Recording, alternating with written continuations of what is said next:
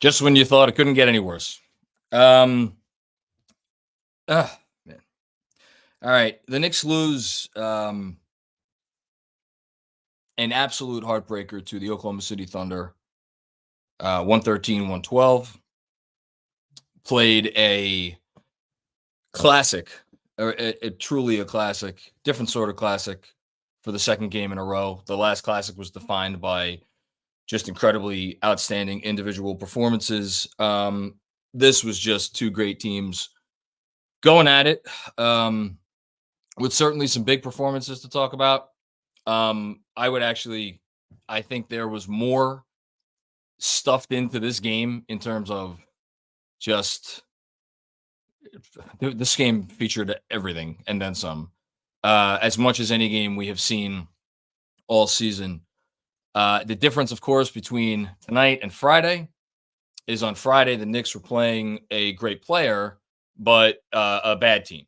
And they came out, knowing they were playing a bad team, and they played down to the competition, except the competition didn't want to play down to their usual standards, and it made the night much more difficult than it should have been. That's why that was a classic. This Oklahoma City Thunder team is not a bad team. They are, I would go so far as to say, a great team. Their point differential certainly says that they are a great team. I think when you watch how they go about their business, you watch how much different things they could throw at you, how many ways they find a way to put pressure on you on both ends of the floor constantly. They require you to play 48 minutes of basketball, certainly 48 minutes of extremely high level basketball if you are another great team. And if you are a team like the Knicks right now, who are hobbled and not at full strength, the Knicks damn near needed to play 48 minutes of perfect basketball. And did they try?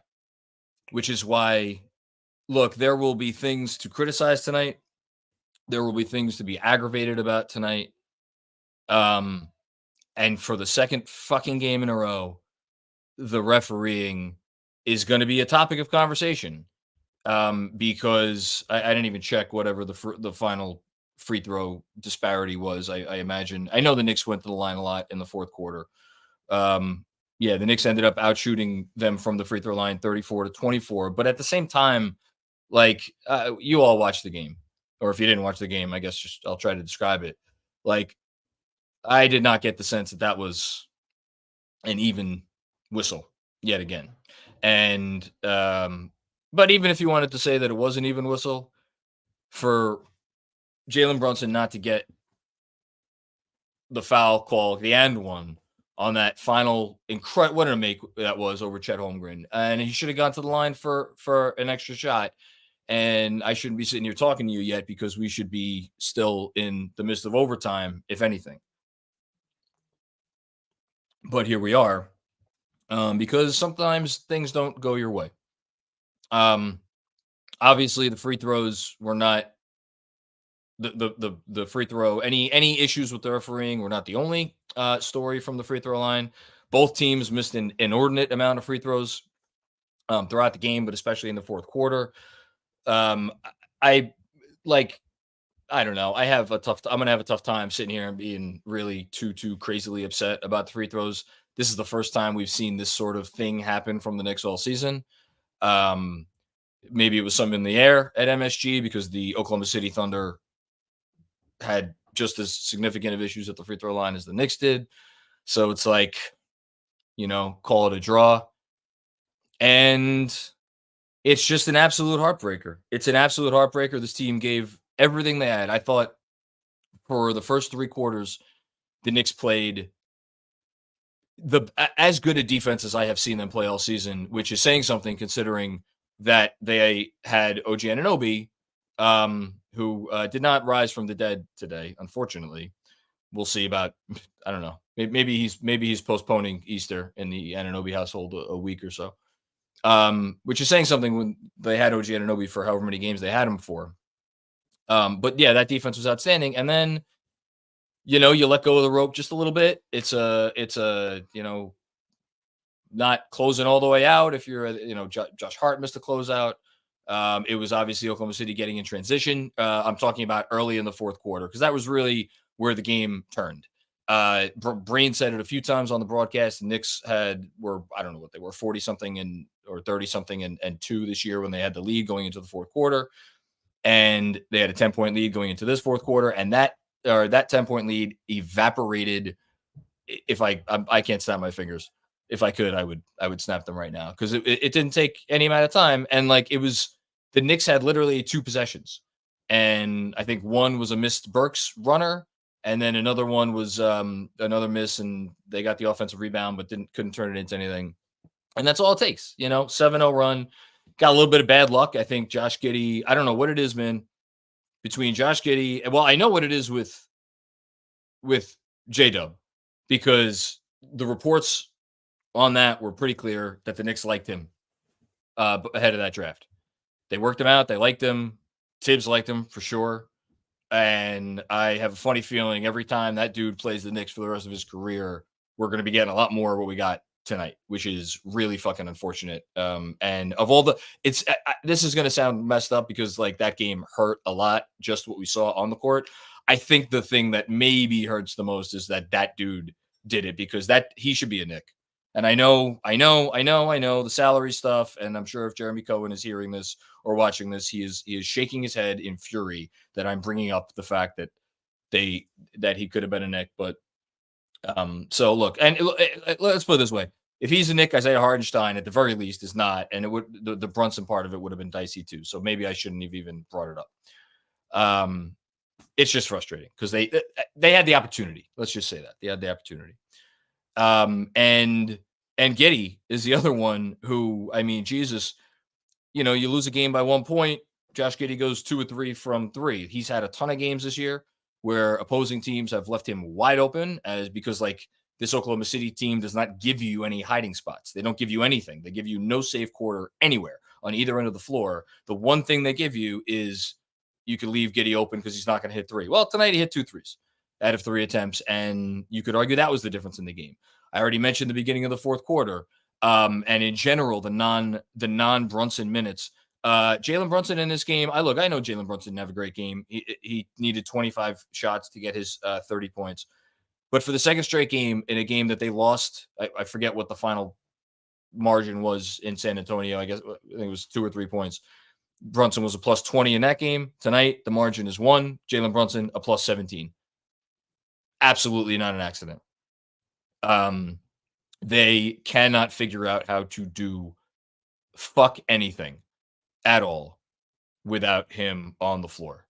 And I just, for the life of me, don't see how that changes until they get at least one of these guys back who they're missing. And I don't, and the news pregame on that front was not great. So you could turn to that. Obviously I mentioned the missed free throws.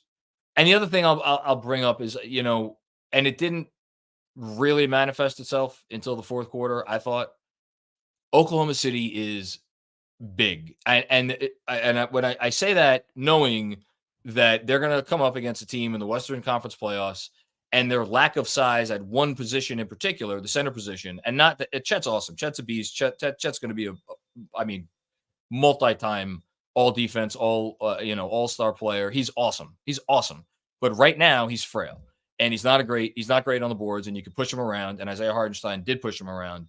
And when he goes up against the Jokic's and the Goberts and like Anthony Davis or something in the first round, they're going to have a problem. So they lack size there at that specific spot. And the Knicks, I thought, did a good job of exploiting that for the most part. They got 15 offensive rebounds tonight, which is good. It's very good.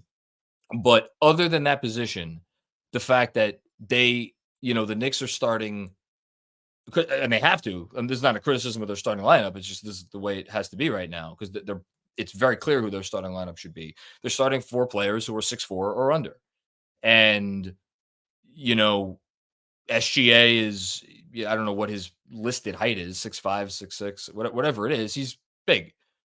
Jalen Williams is a fucking tank, like those two, and Giddey, for as much as he can't hit a 3, usually he did tonight, Like, that dude's whatever he is, 6'7", 6'8". I mean, he's massive. And I thought his minutes, I really thought Giddey's minutes there in the fourth quarter, not only the threes, but his drives when they just had nothing, I thought they changed the game. And when you have those three guys who play so big and are big and play bigger for the positions that they are, and there's only so much you could do if you're this small Knick team. And I feel bad. I'm 12 minutes into this closing or opening monologue, and I'm just now mentioning Deuce McBride. Deuce McBride was a rock star in this game. I'll make one more Kurt Easter analogy. That dude had SGA nailed to a cross for 47 minutes and 55 seconds. And SGA just, not that he couldn't figure him out, but like he frustrated him. You know, Gilgeous-Alexander was going to finish second or third in MVP. He had 19 points, which is obviously much below his average. The dude's averaging 30 points a game and 7 of 16 shooting. And it's not like he was impacting the game in other ways either. He only had 3 assists, and that was all McBride. I lost track of the amount of times that I wrote down Deuce McBride's name for outstanding defensive possessions. Him, and I thought the other guy who was the player of this game, without question, was Isaiah Hartenstein. You know, and scored 17 points. He's been scoring a lot more lately. Only had 12 rebounds, 5 assists. Like, that dude dominated. That dude dominated at both ends. Like, those two players, Isaiah Hartenstein and Deuce McBride, where the Knicks would be without them right now. We wanted Friday's win so badly for Jalen Brunson.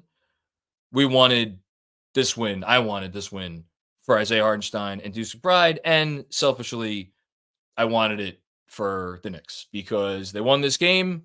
They're back in third place. And, Cavs lost earlier tonight to Denver, arguably the hardest game of the upcoming 5-game road trip that they have. They're still out west. Lakers are playing better. That's good news. Clippers are playing better. That's good news. We'll see if they can, what the rest of the road trip looks like for them, and for the next, this hurt. I thought if they could get this, it makes the San Antonio loss disappear. Well, now you have the San Antonio loss and you have this loss, and now you got to go down to Miami. And Miami, I tried to watch as much of their game tonight as possible. I'll save it for the out-of-town scoreboard, but not that we can't beat Miami in Miami, but this would have been big. This would have been a big win.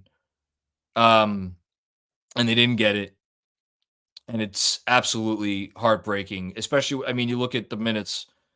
McBride gave you 46. Hart gave you 45. Hart with 15 rebounds, 13.6 assists. It wasn't his best game, and yet you look up and he has that stat line. It's like, how can you criticize him? And Divincenzo's the one who is going to probably own this more than anyone. Had a missed free throw there in the fourth quarter, obviously, but 4-16 from 3. I would take him attempting those 16 looks any day of the week. Any day of the week, because you always feel like the next one's going down because he feels like the next one's going down. And right now for this team, and I don't know if people are going to criticize him, I hope not. But if anybody's thinking about criticizing Divincenzo for putting up 16 shots from deep, 18 overall, you have to understand that for this offense to function with any semblance of sustainability, these guys who can actually hit shots from downtown, and I'm talking about Deuce, and I'm talking about McBride, those two guys, if they have an open look, they have to take it.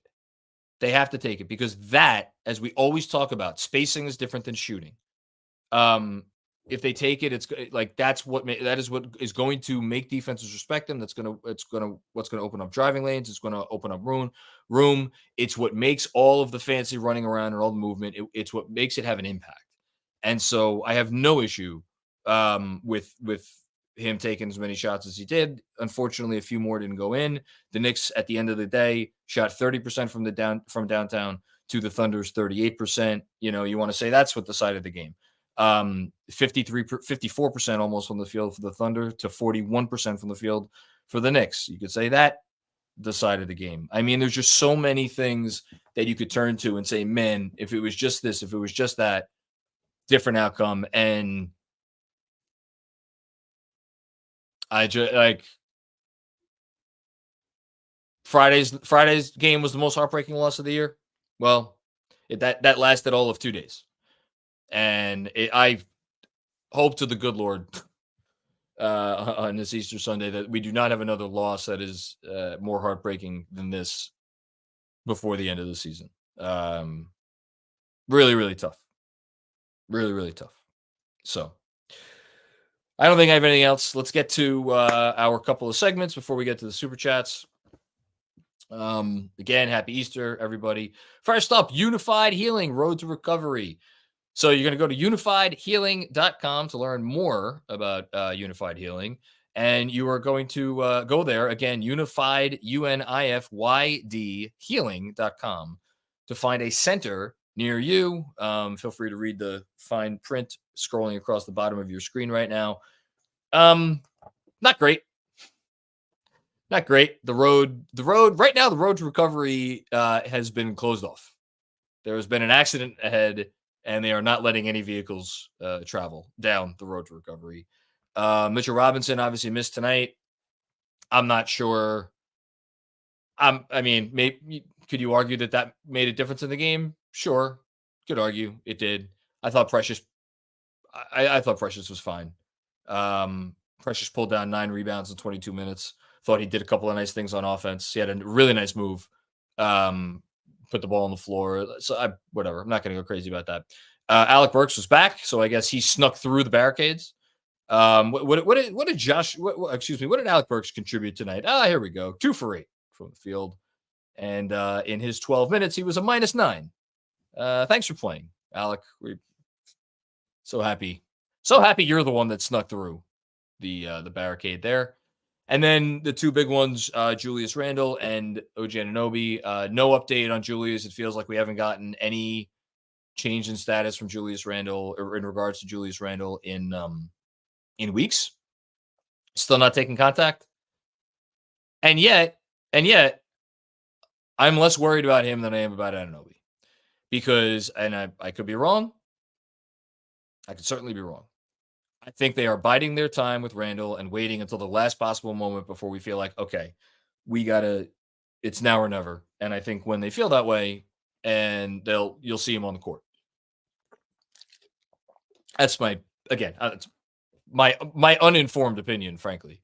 And then, but OG, I mean, you have to laugh at this point that the Knicks continue to call this injury management. I mean, Tibs said before the game, he's not even taking contact in practice. I mean, whatever he's doing, putting up shots in practice, he's not taking contact. So it actually has made me wonder, are they just deciding at this point to bubble wrap both of these guys? But the difference between the two of them, and this is what's so concerning about Anunoby, is like we know that there's a likelihood that Randle is just going to get surgery in the offseason, and it's like if he takes a hit the wrong way, there's going to be a re-injury.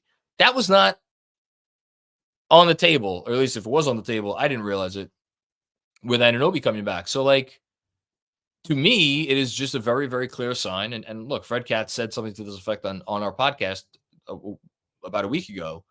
It's a clear sign that he's just hurt.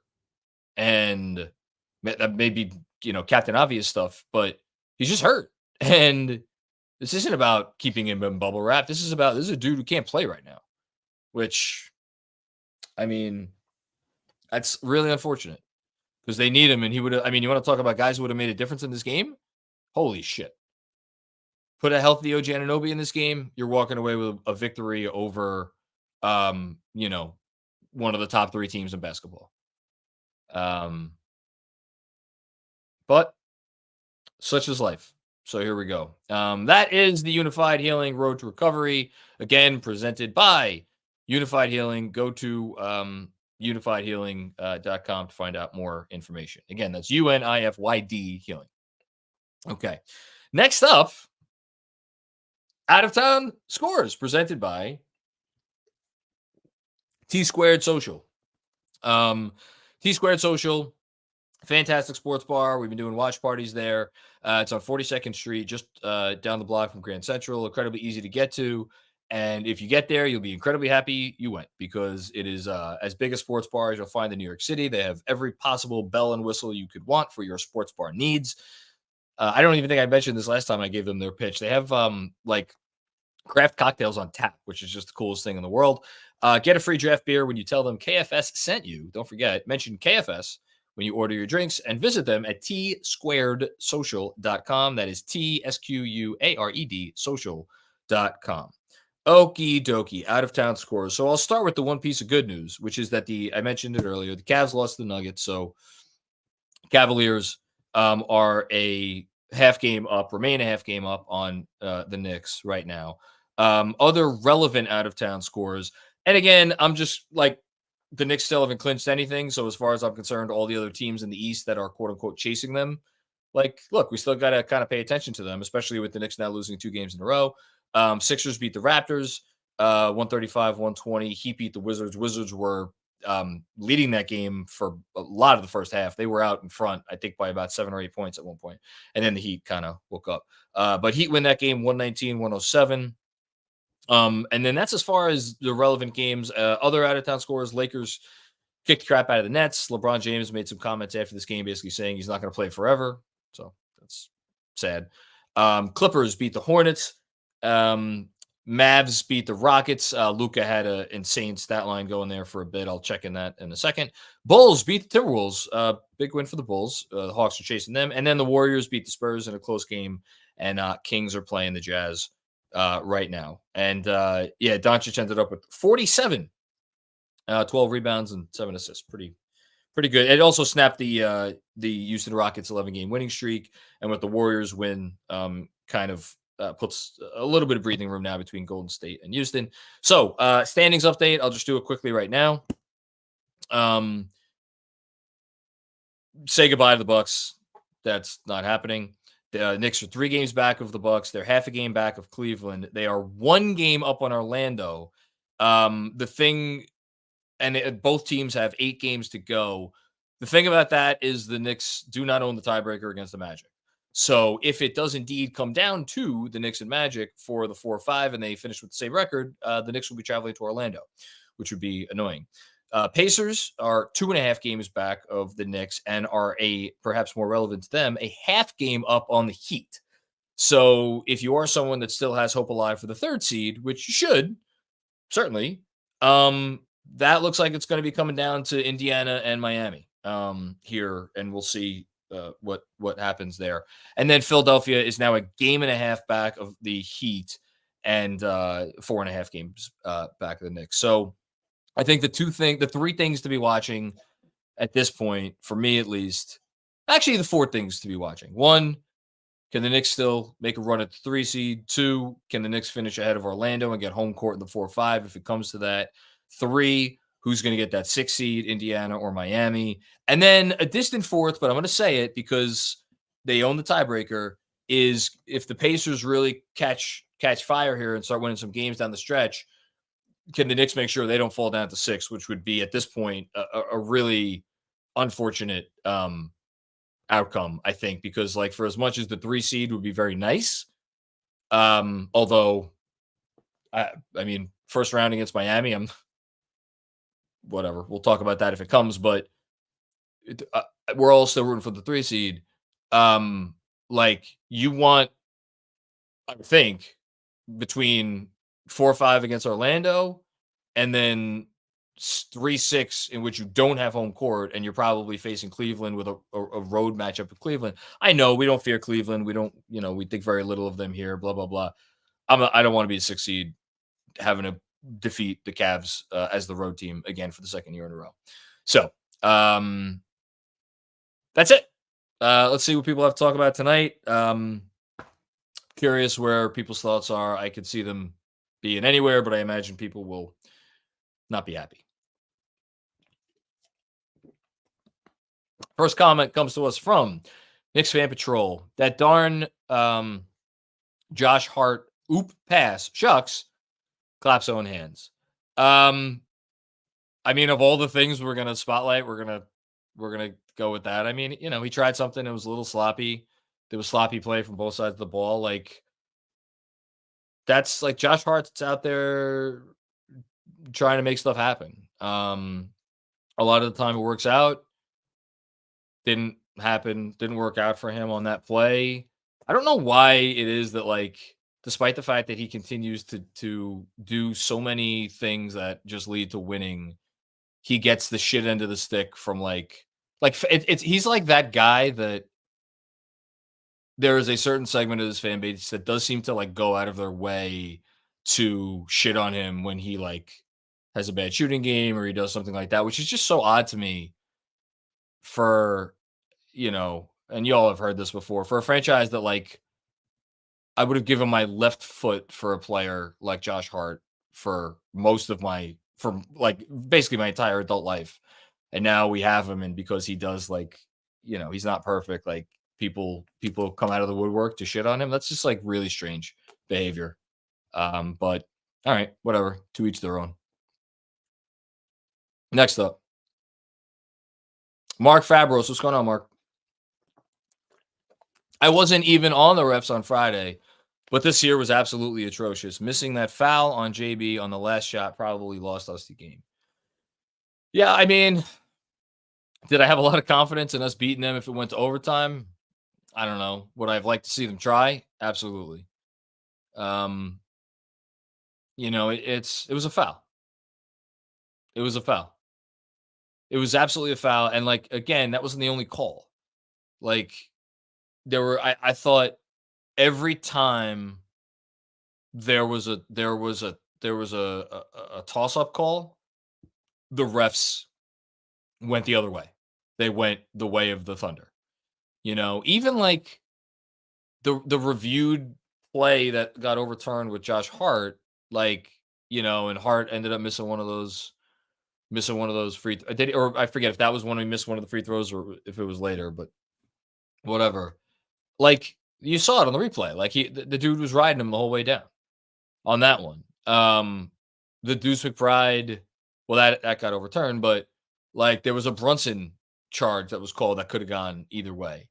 They called the foul on Divincenzo when he was just like playing like good hard defense on J-Dub at the top of like by the half court. And I get that was a little bit of frustration from Divincenzo, so maybe that's not the best example, but I just didn't think it was a fair whistle tonight. Thanks, Mark. Busy.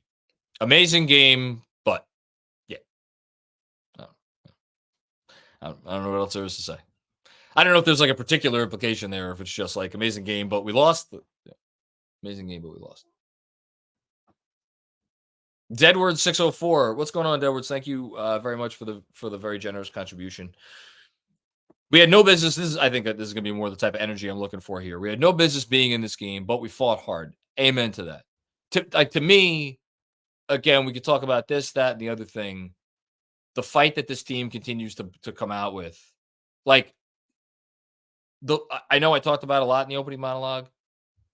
The lead story for this game, first and foremost, like with a gap between whatever you want to have as the second storyline, like a Grand Canyon sized gap between this and whatever that number 2 is for you, should be the effort that they played with, particularly on defense.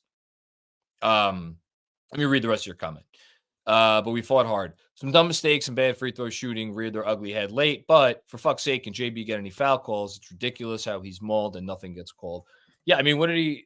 He went to the line 8 times. Obviously, made only 4, which is like, look, I would wager any amount of money that Brunson is going to stand there in front of his locker and say, if I make free throws, we win this game.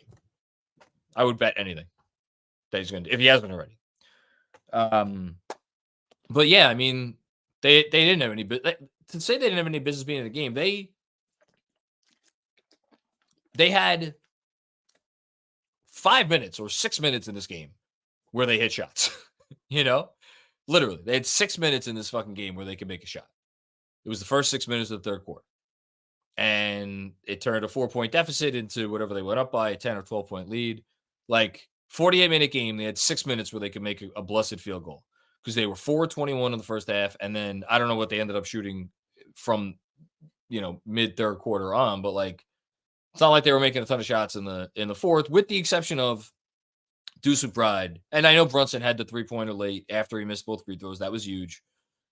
But McBride took 10 threes, made 4 of them. What a player he's turning into. What a player he's turning into. It's criminal that he gets knocked down. He gets put down as a -6 for this game because just yeoman's work. And unfortunately, he had to play some minutes with the shitty bench. But like, look, he has to own part of that too, because like part of being the quote unquote backup point guard, which like I know it's effectively Alec Burks, but it's kind of a dual job. Like you have to try to help your team survive those minutes, and he's just not quite there yet all the time. So yeah. Thanks, Edwards. Hajzu, Burks and Boyan, like give us something. Burks nailed an open corner 3. Hooray. Bogey had a call. I actually, like, truth be told, I didn't might eat these words if I go back and watch. I'm sure the tape reveals some things that are not kind. I didn't think Bogey, let me say this. Start here. I didn't think Bogey was as bad tonight as he was on Friday. Thought he did a couple of nice things, and then he did a couple not nice things, but it's not, I mean, to say that's not the trade that they thought they made is like the understatement of the year. It's so disappointing. Thanks, Hush. Jesse M, can the Knicks ever win one of these close games? I mean, they won a lot of them last year, and they haven't been involved in a whole lot of close games. I mean, are you referring to like the last 2 games? No.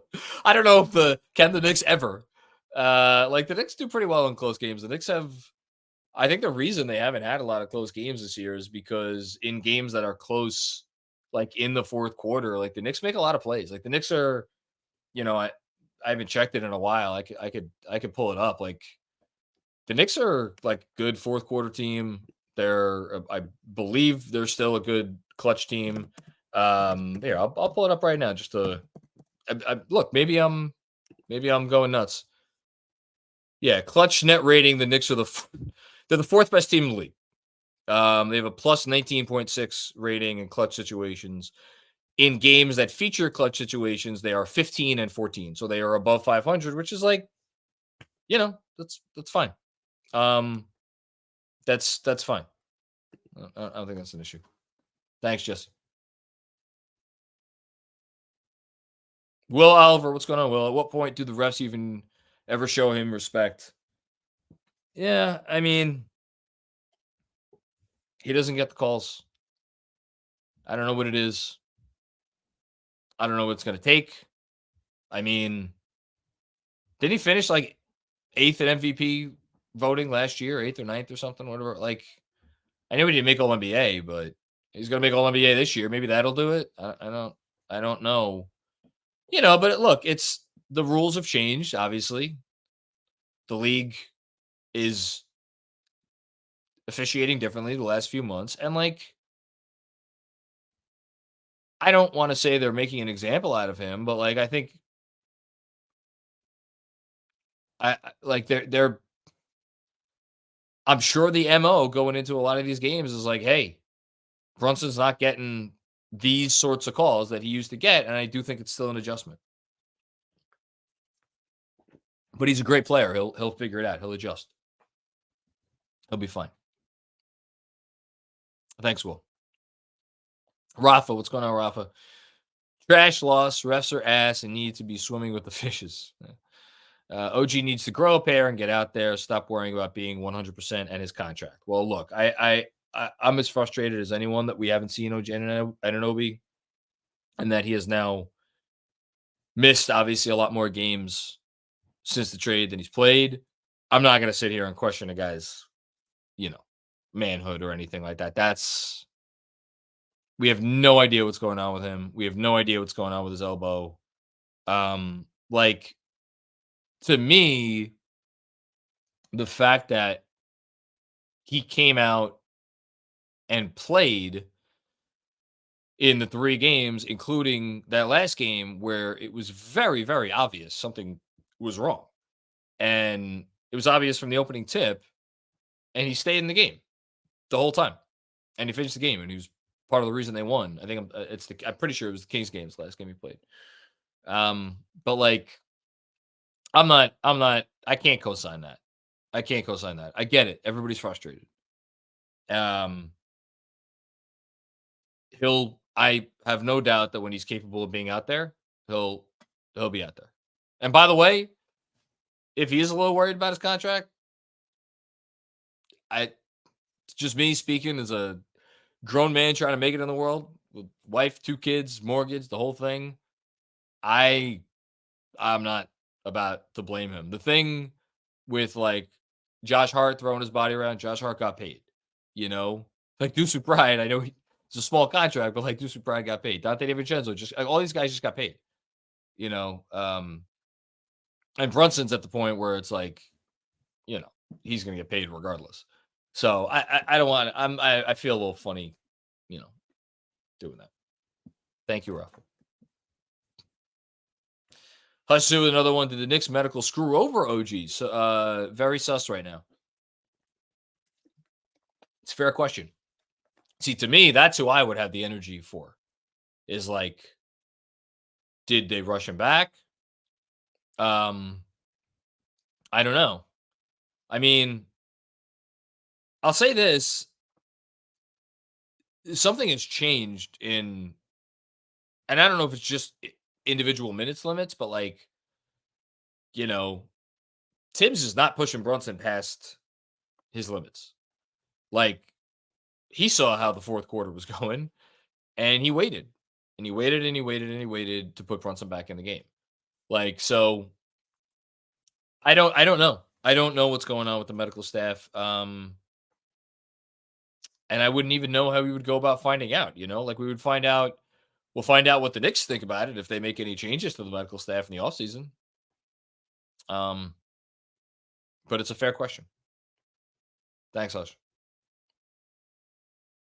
Jesse with another one. J-Dub has made 27 of 35 shots versus the Knicks in his last 2. The guy's, I mean, Breen said it. Whether it happens next year or the year after, the guy's going to be a multi-time All-Star. He's awesome. He's awesome. He's absolutely awesome.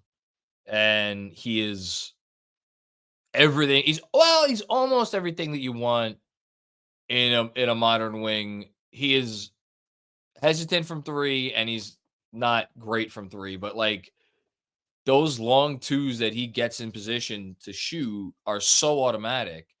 And because of how much size they could put out on the perimeter, like he's going to be able to shoot over most of the time, people guarding him most of the time. So like, I don't even know how much it matters. But that dude's him and Giddey. Unbelievable. And like, I know he got 4 fouls early and like the whole thing, but like, I thought Dort's defense on Brunson, I thought Dort was like frustrating Brunson. So you could say it was a really nice game for Dort too. Thanks, Jesse. Got 2 coming up now from my good buddy Juanon.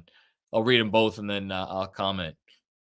Going to throw out a positive here, okay? Those Burks floaters that are hitting the front of the rim are going to be easy money for Mitch when they play together. I see that. I see the vision for the second unit. # fire Tibs.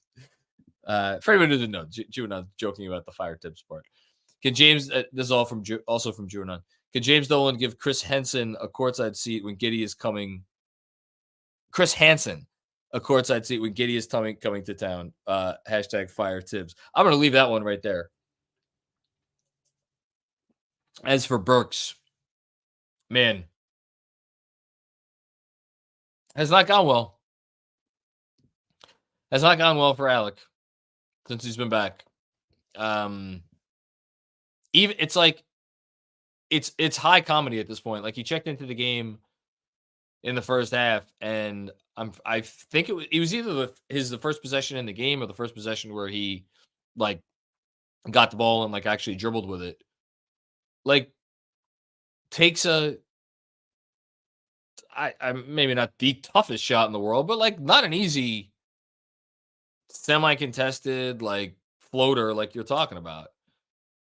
It's like, man, because it stands out so much it stands out so much right now because the rest of this team,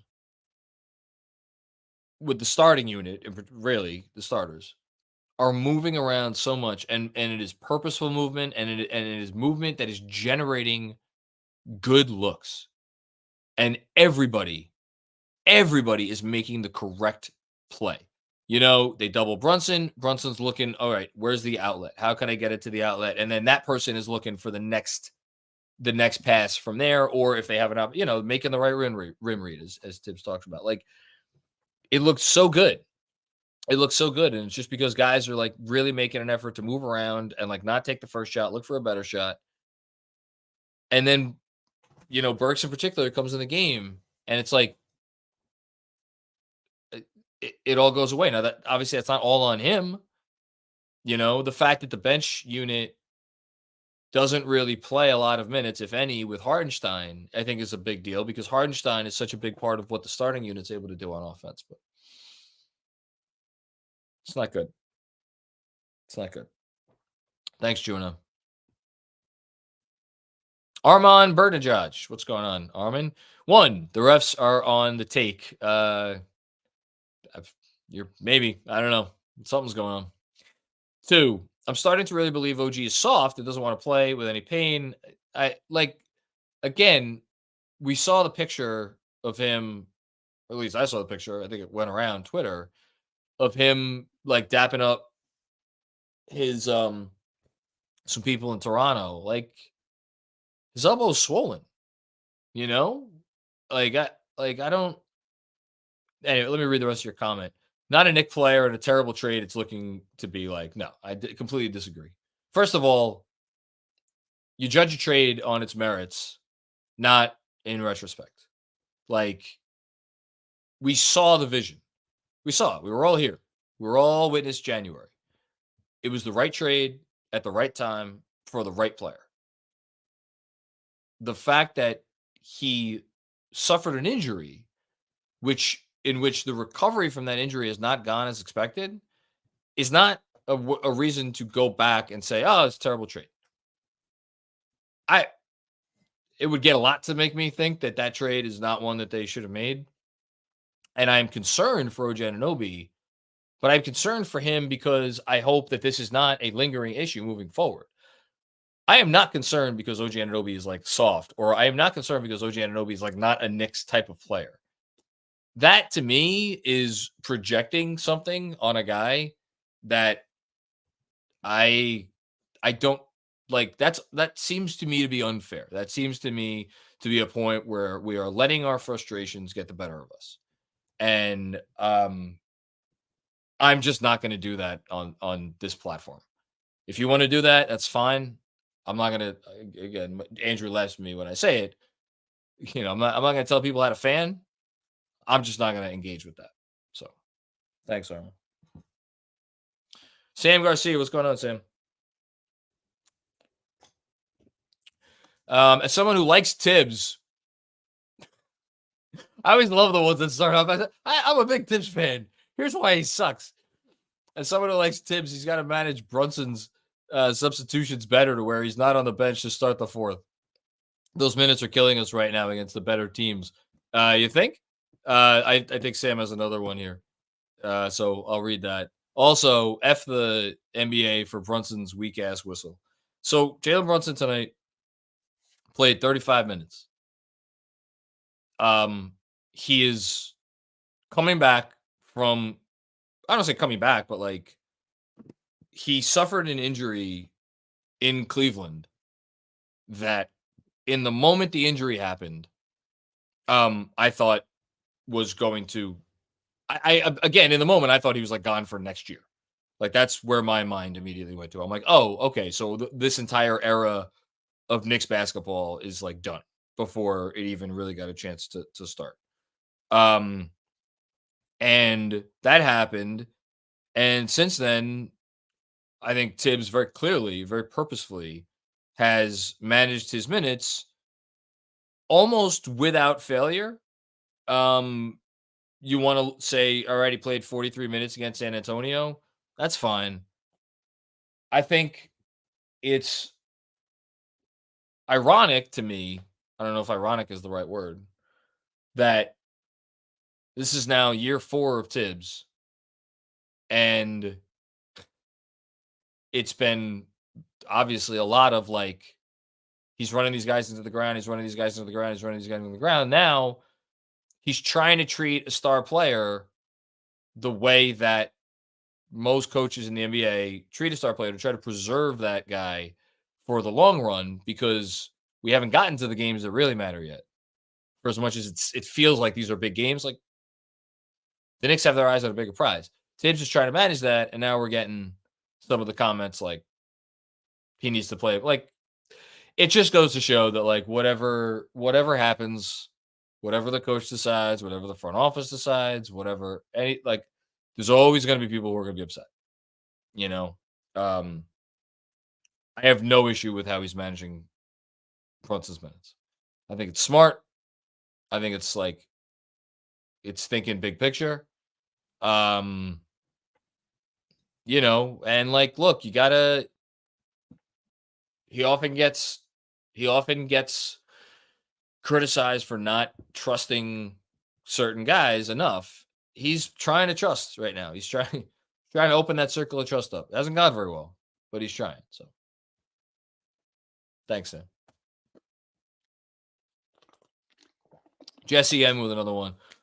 Some of these Dante shots make me cringe, especially tonight. Again, agree to disagree. Agree to disagree. Shoot or shoot. Like, go back and watch tape of I don't know how many games has he gone off from deep. There's a lot of them. There's a lot of them because he's been pretty. It's not. He's not a guy that goes through cold stretches. He had the one stretch where he had like 8 or 10 games where it wasn't really falling for him, and then after that he set the record. Right, he set the record, and he's been fine. And he shot it great in San Antonio. Like I was so apoplectic after that game. I don't think I shouted him out enough. Like he shot it great in San Antonio. I'm pretty sure he shot 50% from downtown. Tonight it wasn't going down. Like they need him to shoot those shots. They have to have him shoot those shots. If he doesn't shoot, and those are, I know they didn't go down tonight. Those are good shots. Those are good shots because when he's not shooting it, or Brunson's not shooting it, or McBride's not shooting it from behind the arc, you know, like it's really tough for this team to generate good offense right now. And the fact that they've done a commensurate job of it, I think is a testament to like their will, and the fact that like you know, Josh Hart spoke about this recently. Have any idea how hard it is to put up fucking 23s or whatever, however many threes like he put up in the record tying game or the record setting game? It's hard. Like it's hard to do what he's doing. But he needs to do it. You know, he needs to do it because his team just doesn't have any options. You know. Thanks, Jesse. CC Kirby, what's going on, CC? Got to make your free throws. Yep. 2, got to make your free throws. 3, got to make your free throws. Refs were bad, but free throws missed were inexcusable. Look, I don't think free throw shooting is a quote unquote problem for this team. I'll look it up right now where they are league wide. I would imagine they're probably somewhere in the middle of the pack. They're dead. They're dead middle. The Knicks are 14th in free throw shooting at 78%. They're actually tied with the Lakers at 78%. You know, so whatever. It was the first of those games this year. We could now, last year, I remember I did the exercise because somebody had asked me, because it was a problem last year. It was a problem last year for sure. And I did the exercise at some point late in the season to actually look and say, like, all right, how many games can we say that the Knicks lost because of missed free throws? And I forget what my final tally was. I feel like it was like 5. Now the tally for this year is at 1, you know? So I know you're not like killing them and you're just like pointing out the obvious. Like, yes, they got to make their free throws. They know that. I'm sure Tibs is, you know, has reminded them of the importance of making free throws. Thanks, CC Kirby. Dom Cappuccini. Yeah. I have a feeling Dom's feeling I'm feeling right now. Just when I thought I was going to be over the Spurs loss. Great game otherwise, but I would have appreciated it better if not for Friday. Tuesday can't come soon enough. Yeah, so Friday's loss, and I don't think I realized it until today. Friday's loss really bummed me out. Like, I've talked about this before, how part of what's nice, for me at least, about doing these post games and then writing about the game immediately after the game, win or lose, whatever, is like I get over it. Like, I get over losses pretty like usually by the next morning I wake up and I'm like, all right. If anything, I wake up with like the first thought in my mind is like, lost that shitty game. But then like I start going about my day and I kind of forget about it and I move on to the next one. Friday's loss stuck with me. It was the first one all year that stuck with me. Stuck with me all day yesterday, and it stuck with me all day today. And then once we got news that, and I think this may have been I forget if this was yesterday or today, whatever it was. But when we got the news that SGA had moved from doubtful to questionable, and then when he became available, then I'm like, oh, fuck. And then it just made me like you, Dom. It made me like bothered again by the Spurs loss because I was like, we're not beating the Spurs with SGA, and yet they came out and they almost beat the Spurs with SGA. Which tip your cap to them for that. It's hard right now after those two games take a step back and look at the big picture, especially when part of the big picture is like, oh, where are our injured players and when are they coming back? But like this team, I thought when Mitch went down, I thought they were in danger of the play-in.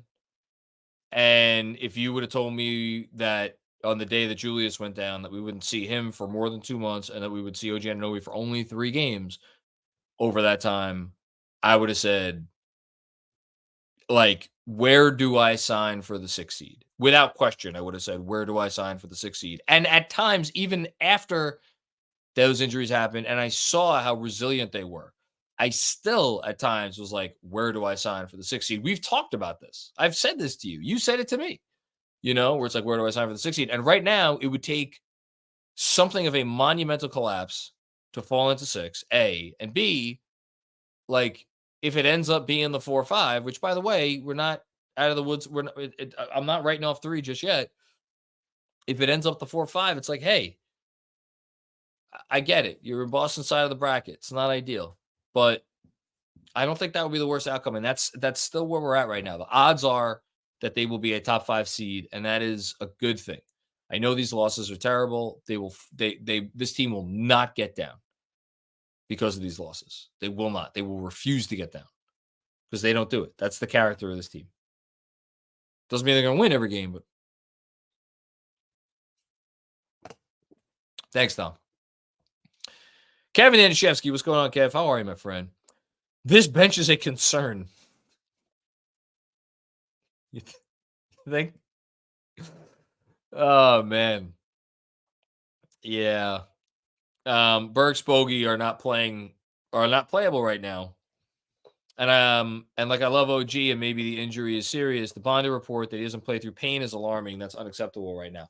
I think we're kind of twisting that Bondi report. I'm not going to go and read it myself right now. I read it. I know where it came from. I know. I get it. I get that that's out there. I was saying that before the Bondi report dropped. That he's not a guy who plays through a lot of pain. We don't know what he is going through right now. We don't know. We just don't know. And not going to sit and question his toughness. To your point about the bench being bad, I mean,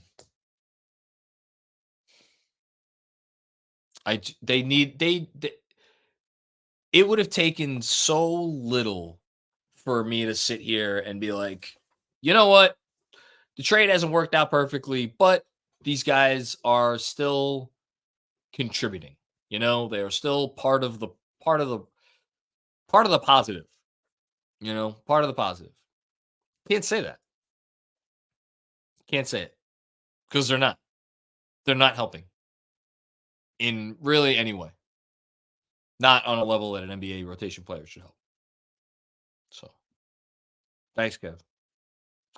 All right, we got a lot from Busy coming. I'll see. I'll play it by ear whether I could respond in between or whether I want to get to all of them. I should have brought my pen and paper. So let's do. Oh, Kev is saying 2 and 2. Shout out to Kev. He's on the ones and twos tonight. Okay. This is common sense stuff. The way I think of the game. If I have 3 defenders that I feel can hold their own, Deuce is 6'1", Hart is 6'4", Divincenzo 6'4", and the star of the other team has had a steady dose of Deuce, I might put the bigger defender on him for the final possession. Overall, not a big deal. We lost. I'll remind the doom and gloom guys that were playing undermanned and took a top 2 team in the West to the final minutes. Yeah, fair. I'm going to play devil's advocate, Busy, and I'm not saying this makes your point wrong. Not saying it makes your point wrong at all. If like Deuce's level of defense had been so good, and I'm not saying you're not. I'm not saying suggesting you're disagreeing with that because you're not. Deuce's level of defense had been so good that if anybody else had guarded SGA on that last possession, and SGA made that shot, I would wager 75%. Maybe that's a little high or low, actually. A goodly number of super chats tonight would be, why the fuck was Deuce McBride not guarding Shai Gilgeous-Alexander on the last possession? He had him in jail the entire night. He didn't even let him cleanly catch the ball. What are you doing? Fire Tibs. Hashtag fire Tibs. The whole thing. Now, as I say often on here, Tibs doesn't give a fuck what anybody thinks, right? He's going to do what he does and what he thinks is best. Where I'm kind of, I see your point, but where I'm struggling with this is like, man, it's almost like a pitcher that has pitched 8 innings of shutout ball. And I understand, it's not like he was, SGA was like 0 for the game, but like, as far as I'm concerned, the level of defense that Deuce played on SGA was like shutout caliber, given that this guy's going to probably finish second in MVP. If you got a pitcher throwing a no-hitter or whatever, not a no-hitter, but like whatever, a shutout through 8 innings, it's tough to take that guy out going into the ninth. Now, of course, what am I thinking of as the Mets start their season 0-3? And of course, I'm going to your comment for a fucking baseball analogy. I'm thinking of the World Series with Harvey, right? And I don't need to say, if you know, you know. So sometimes it doesn't work out in your favor, but like there's definitely a part of me that thinks like Deuce deserved that assignment in that spot. As much as I see your logic. So yeah. Thanks, Busy. And now I think Busy's got 2 more. Thank you for the generosity also, Busy. You're too much, man. Seriously. As for everyone and Macri who are saying Deuce did great on Shai, I want to remind you that he was questionable for this game and limping during the game. Fair. That's fair. Still, he played, I was tortured all through the 90s by a 6'3" and under guard getting a 6'6" mid-range superstar, guarding a 6'6" mid-range superstar, and will never co-sign a matchup like this. Well, I think that's a little silly. Because I think he's the best option, right? I think the fact that SGA made the shot should not cloud or color the very, very clear reality that he was the best option. Because if you don't put, here's the thing, if you don't put Deuce on SGA, and Deuce is clearly one of your best defenders, where are you putting him? Well, then the only other logical place to put him on is on Jay Williams. And if you think that like there's a size disparity with SGA and Deuce, like I think Deuce ended up on J Dub for one possession that sticks out of my mind, and J Dub like he took him he took him to church, and it was like he was not there at all. So like at least with SGA, I think he presented enough of a challenge. And yeah, sure, was SGA not himself? Absolutely, he wasn't himself, but he was himself enough to hit that shot. I don't know. I certainly would have rather McBride, because again, you have to utilize McBride. He's too good of a defender not to utilize. You're not high, you're not putting McBride on Giddy. You're not putting McBride on Dort. Like you're not doing that. Like I thought the matchups were fine. And again, if you want to say that he should have gone a different direction with the last possession, I'll hear it. I don't necessarily agree with it, but I'll hear it out. Thanks, Busy. Alex, what's going on, Alex? JB has to man up and play 45 minutes. What a slacker. Yeah. No, I know. Alex is kidding, obviously. I'm sure he wanted to play more. I'm sure he wants to play more. I'm sure he wanted to play more. Dude's a warrior, you know? Also, tough night for him. It was not his best night, but almost did enough. Almost did enough. Thank you, Alex. Matt G. Fuck the refs. Love the fight. Okay, giddy up. Can't close games with heart in the playoffs. JB has to work way too hard on offense versus a good defense. I mean, depends who's out there, right? Hart does so many important things for them. The one thing he does not do consistently is, I agree with you, it's a big deal. It's a big deal. That said, I thought the Knicks got really good shots down the stretch of this game. They got to the line a lot, which means they were putting pressure on the defense because the Thunder were fouling them. And they just didn't make free throws. Like, is Brunson working hard for his shots? Sure. I think Brunson would have to work hard for his shots regardless. So I'm not going to go to those lengths. I think Hart remains in a bit of a shooting slump. It looked like he was comfortable with his 3-point shot for a while. I think he's back to being uncomfortable with that 3-point shot right now. But I can't sit here and be like, Josh Hart can't close games in the playoffs. He's one of their 5 best players right now. And like, who do you want? Like, let's just look at the roster right now. Who do you want on the floor instead of him right now to close games? You want Bogdanovich? You want Achua? You're not getting any better spacing there. You want Alec Burks? It's like, whether this is precisely one of those instances where the perfect is the enemy of the good.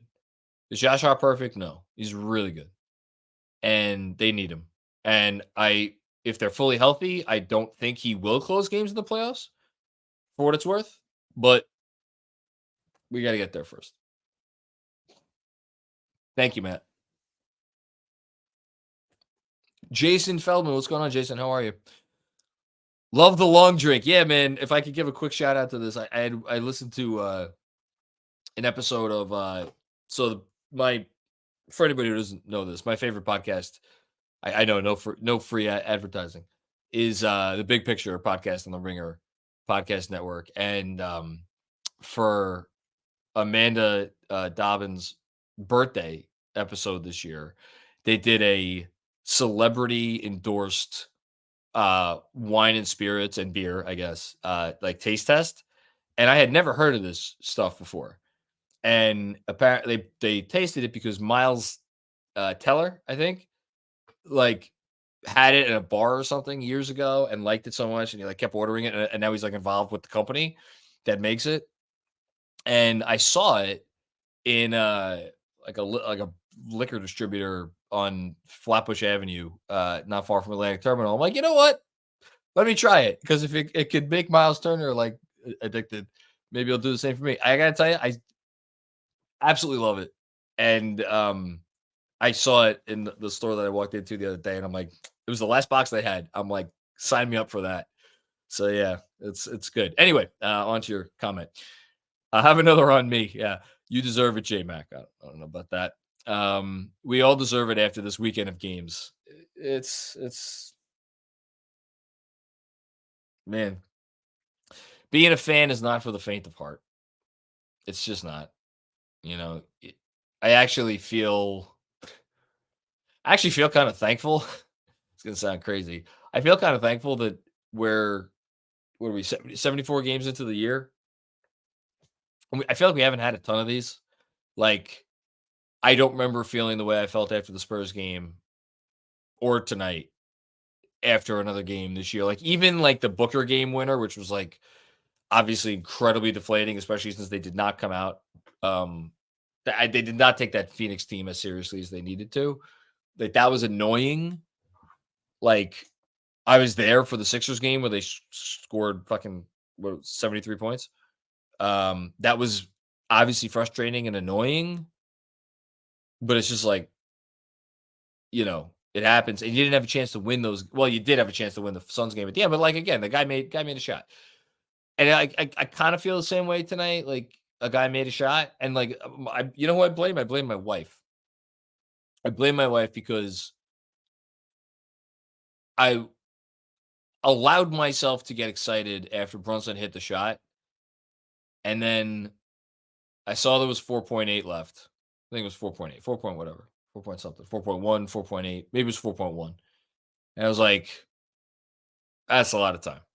And my wife was like, they're gonna win. I'm like, you don't know who they have. I think I said SGA is a stone cold assassin. And I think my wife Dolores, love her to death, like kind of poo-pooed it. Yeah. So yeah, it happens. I will probably have another one though. So yeah. Thanks, Jason. Alex. Hi, John. It's your guy, Alex. Deuce is getting valuable minutes that will pay off if he ever gets to play next to OG again. Keep the faith, Knicks fans. I love this comment. Comment of the night to you, Alex. Um, Injuries mean opportunities. And I don't know how many minutes Deuce McBride would be playing on this team if they were fully healthy. I mean, shit, like there's a world, and again, I love Tibs, and I'm gonna say this. There's a world where like again, let's just play this out. Randall and OG Anunoby don't get hurt. Now, you could say if they don't get hurt, maybe they don't make the Grimes trade, right? I kind of think they would have because we also had that bench played in January. So let's say they don't get hurt. Let's say OG Anunoby and Julius Randle don't get hurt. And Deuce was not playing a lot as it was. He had some nice games, obviously. He was making threes, but like he wasn't playing a ton. And then they make the trade with Detroit. And now they have 9 rotation guys. And let's just say, for argument's sake, because Julius is here and OG to a lesser extent is here, Bogey and Burks are not doing the heavy lifting that they're doing. And they get to play off of Julius more and off of maybe OG more. And like maybe there's some mixing and matching with the lineups where you're getting more Brunson minutes with Burks or Bogey or both or whatever. My point is, there's a world where if those guys don't get hurt, like Deuce McBride just isn't in the rotation anymore. And it's the starters, the fully healthy starting 5 with Mitch slash Precious, Hart, Bogey, and Burks. And that's it. And we would have never seen this. So The fact that, and like again, is that a criticism of Tibbs that like I don't know if it's nothing. It's just like it's what reality might have been. We don't know. The fact that we get to sit here now and see the emergence of this player who, man, you want to talk about a big game player? You want to talk about a guy like, and I didn't, again, another thing, because I was just kind of so shell shocked after that Spurs game that I didn't emphasize enough or at all is the fact that Deuce, well, one, Jalen Brunson, who's the leader of this team and wants to win fucking ball games. Actually, three things. Tibbs obviously had McBride in the game for the last play of regulation, but that's not a surprise. Brunson passed to him, trusting that he would make the shot. That says something because, again, Brunson, leader of the team, cares about winning. And then most of all, Deuce, like, yeah, he had bogey in the corner. Is there a argument where you could be like, maybe you should have kicked it to the corner, The fact that Deuce took that shot, I know he missed it. I get it. He missed it. The fact that Deuce took that shot, that spoke volumes. And he had the arguably the biggest shot of the game tonight, the three-pointer he hit late in the fourth quarter. That dude's a player, and he's a guy you want on your roster, and you want him playing real minutes. And I think he's going to play real minutes for as long as he's here. And that's been a nice little thing that has come out of this. So good job by you, Alex, highlighting that. Jesse M with another one. Final 3 weeks will be a roller coaster emotionally. Well, the good news is it's only 2 more weeks. You only got 2 more weeks left. I think tomorrow's April. We're an hour away. Yeah, we're an hour away from April. It's only 2 more weeks. God willing, it's only 2 more weeks, because if it's 3 weeks, that means we're in the play-in. I don't think that's gonna happen. But yeah, no, 2 more weeks. It's gonna be a lot. Look, just speaking for me personally, the thing that I am going to my own personal roller coaster, and I think that I would imagine a lot of Knicks fans are right there with me with this, will be the injury news. And what is it? When do we get it? All that stuff. That to me is number one. And then kind of right next to that is when it looks like they've secured themselves in that 4-5 matchup, I will feel better. Now, still possibility Orlando could like leapfrog the Knicks and the Cavs, and we could be sitting here 4-5 Cavs again, which I don't know how I'd feel about that. But I'm that's the thing, is it's like you didn't want to be in a position where a loss like this or a loss like Friday drops you into 7th, and they've played well enough over the last 2 months to avoid that. So yeah, that's good news. Okay. Thanks, Jesse. Jesse with another one. Any chance Masai knew about OG's sketchy elbow? I have no idea. That's the definition of rank speculation. So I have no idea. I mean, there's a chance of anything. I have no idea. Maple Maxo, what's going on, Maple Maxo? How you doing? Positive thought. Okay, we get some positives out here. Is Deuce already a better two-way player than IQ and Grimes? How surprised do you think Tibs in the front office is with his recent stretch? I don't think Tibs is surprised at all. I have no idea what the front office thinks. I don't think Tibs is surprised. I think Tibs has always believed in this player. Tibs wanted to draft him. Think Tibs. I mean, we know what impresses Tibs. How do you practice? How do you prepare? And then can the preparation pay off in games? So I don't think Tibs is surprised. Is he a better player than Grimes? I think that's an interesting conversation that I'm very happy to have moving forward. Obviously, Grimes has been shut down for the year in Detroit. There's no other way to say it. This was a lost season from Grimes. I think I mean, just speaking for myself, if you're asking me who would I rather have right now with their current contract situation, Grimes entering the summer where he is eligible to sign an extension, or McBride, who has already signed an extension for the next 3 years that will pay him an average of $4.3 million a season. I would rather have McBride. Um, you know, reasonable minds may differ, but I think a lot of people would pick McBride. Quickly is like Emmanuel Quickly can make an all-star team next year, So again, um, different players, different players for sure. But like, we can't go there yet. But is there a world where Deuce keeps getting better and better, making plays, um, making the right reads, being able to, succeed more in the pick and roll. The jumper's real. I mean, the defense is obviously already there. Like that dude, I don't think he has all-star upside, but like I've said it recently. I think I wrote it recently too. I think there's a world where he could be in the right role on the right team, like certainly an all defense candidate down the stretch of his career. And I don't know, maybe he could get in the running for 6 man of the year one day, depending on if he has a real opportunity. It's just it's tough because right now he's a small guard. I'm like Busy just had those comments about like, look, he's small. He's whatever he is. He's 6'2". Um, so and he's not ever going to be a primary initiator. You're never going to run your offense through Deuce McBride. So I think that limits his ceiling, But thanks, Maple Maxo.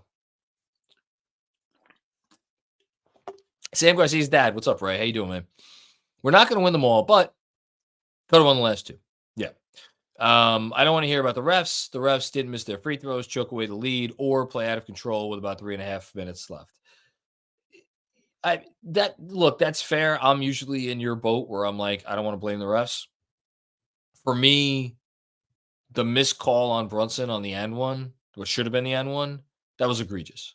It was egregious. Like, I can't wait to hear the last 2 minutes on that one, the last 2 minutes report, whether it comes out. Yeah, they missed their free throws. Incredibly frustrating. As far as like the playing out of control, like, I think that was. I think it's a testament to the defense that both of those teams played, where both teams got to the point where they were like, because again, it wasn't just the Knicks. It was for the free throws or the out of control. Like both teams were doing it, and I think that's because both teams recognize, like, man, our best chance of scoring is if we push the pace, and sometimes it doesn't work in your favor, and obviously sometimes some of those plays did not go very well. So I'm not losing any sleep over that. And then, like, I don't know. I get caught up in semantics. Like, did they have a 10-point lead and then they let the 10-point lead turn into an 8-point deficit? Yes, that is a fact. That is the thing that happened. I am very careful where I use the C word. Choke, to be clear. That to me was not a choke job, especially when you consider the fact that, and I said it earlier, I'll say it again. The Thunder's 7-0 run to start the period was the Knicks had 2 possessions in there. And like the Burke shot wasn't great. I forget actually what the other shot was. It might have been a McBride look from 3. But like whatever, like they weren't egregious possessions, and the Thunder just hit shots. Like, again, I mentioned Giddey hitting 2 threes. Yeah, it was Burks missed the floater. Precious got the offensive rebound, and then Williams blocked him, and it kind of led to it was Cason Wallace. Cason Wallace made a semi transition 3.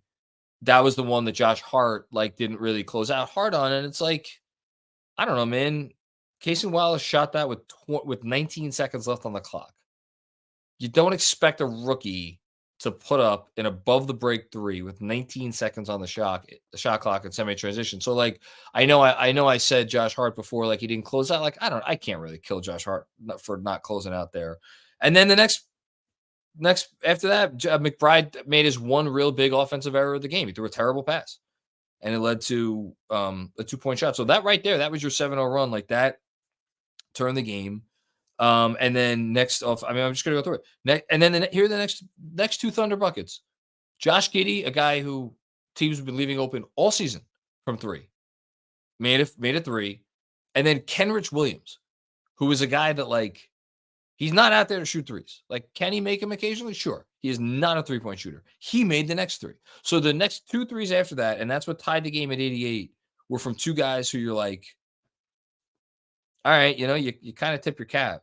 And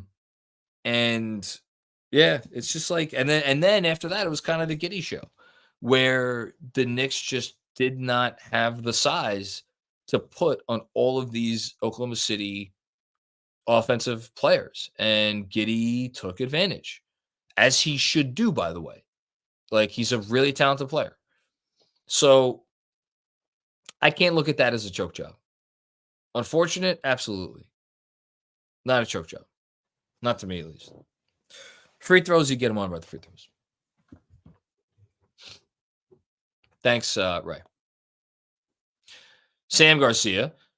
P. Giddey turns into Superman in MSG. Unreal. I mean, the dude's really good. I think the most fascinating story in the league, one of the most fascinating stories in the league to me moving forward, because I think you can make an argument that Giddey's best use to the Thunder organization is as a trade asset.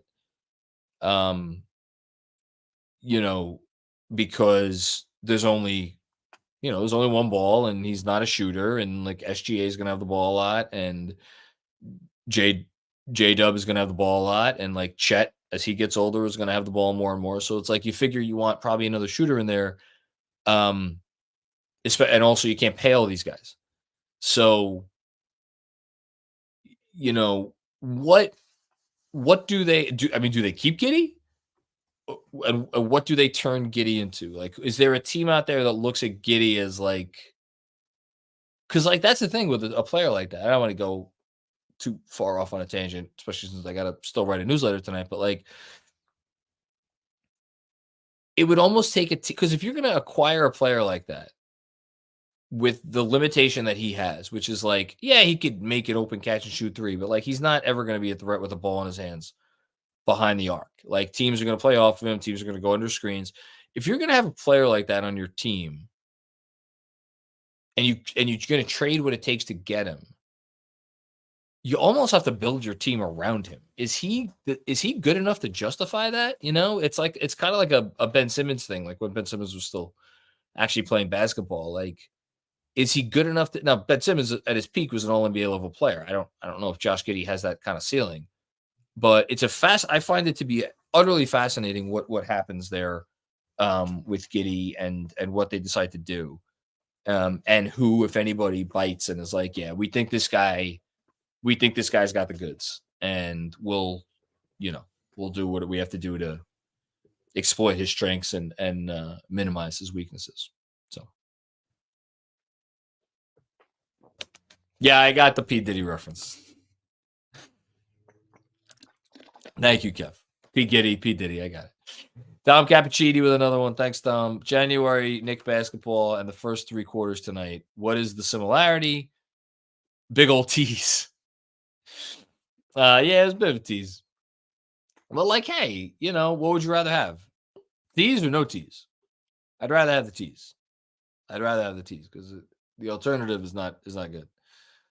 I think we got another one from Dom coming up. Just win in Miami.